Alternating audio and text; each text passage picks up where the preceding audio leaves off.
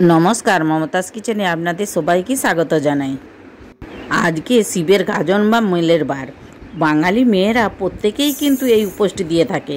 শিবের মাথায় জল দিয়ে সারাদিনই লুচি খিচুড়ি আরে খাওয়া দাওয়া করে। আজকে আমি একটু ঘাস চালের খিচুড়ি বানিয়ে দেখাচ্ছি।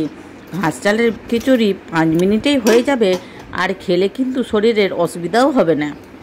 আমি মুগ ডাল ভেজে ডাল আর চাল সেদ্ধ করতে দিয়ে দিয়েছি। এখানে কয়েক রকম সবজি নিয়েছি, সবজিগুলি খুব ভালো করে ভেজে নেব। লবণ হলুদ জিরে আর আদা দিয়ে ভালো করে কষে নেব। কষে যখন চাল ডাল অর্ধেক সেদ্ধ হয়ে যাবে তারপরে এই মশলা কষাটি দিয়ে ফুটিয়ে দিলেই রান্না রেডি। আর একটু ঘি দিয়ে নামিয়ে দিলেই হয়ে যাবে।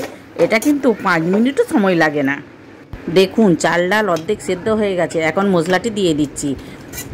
লুচি খেলে অনেকেরই তো গ্যাস অম্বল হয়, আর এই যদি কদ্দু চালের খিচুড়ি করে খান তো গ্যাস অম্বলের কোনো ঝামেলাই থাকবে না। আজকে আমি খিচুড়ির সাথে বানিয়েছি আলু পোস্ত, বেগুন ভাজা আর পাঁপড় ভাজা। খিচুড়িটা দেখুন দেখতে কত সুন্দর হয়েছে, আর কম তেল মশলা দিয়ে যে খেতে এত সুন্দর হয় না করে খেলে ভাবতেই পারবেন না। আজকের রেসিপিটি ভালো লাগলে একটা লাইক করার অনুরোধ রইল, আর প্লিজ সাবস্ক্রাইব করবেন আর বন্ধুবান্ধবদের সাথে শেয়ারও করবেন। ফেসবুক থেকে দেখলে ফলো করবেন। আবার দেখা হবে নতুন কিছু রেসিপির ভিডিও নিয়ে মমতাজ কিচেনে। আপনারা ভালো থাকবেন, ধন্যবাদ।